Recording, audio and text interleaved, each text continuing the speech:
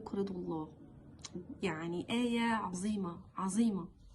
زي ما قلت لكم المرة اللي فاتت، أنا أخدتها في حتة العلم.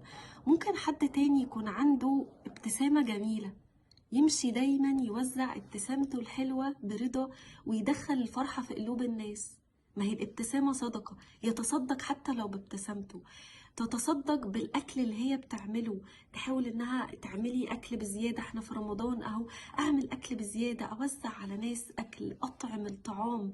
دي تكون الحتة بتاعتي. أنا مثلا بحب أعمل أكل قوي، أعمل أكل وأوزعه. ادوا من اللي انتوا بتحبوه، ادوا من اللي انتوا بتحبوه. أنا بحب مثلا إن أنا اظبط حاجات معينه، بحب اعمل. شوفوا انتوا بتحبوا تعملوا ايه. انا مثلا ربنا رزقني، انا دي بقولها عليكم انتوا، مش انا هاجر يعني.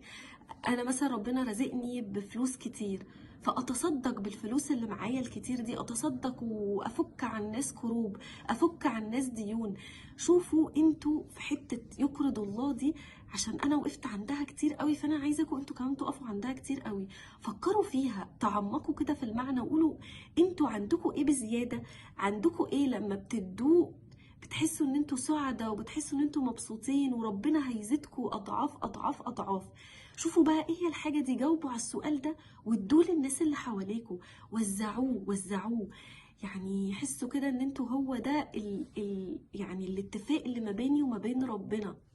عارفين الاغنيه بتاعت الشيخ مشاري بن راشد العفاسي، هل لك سر عند الله؟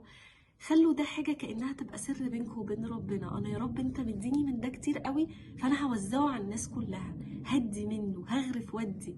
فيبقى ده قرض ليك منك لربنا. شايفين الجملة؟ قرض منك لربنا.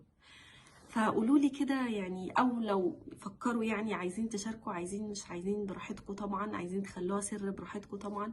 بس ايه هي الحاجة اللي ممكن تكون قرض ما بينكم وما بين ربنا؟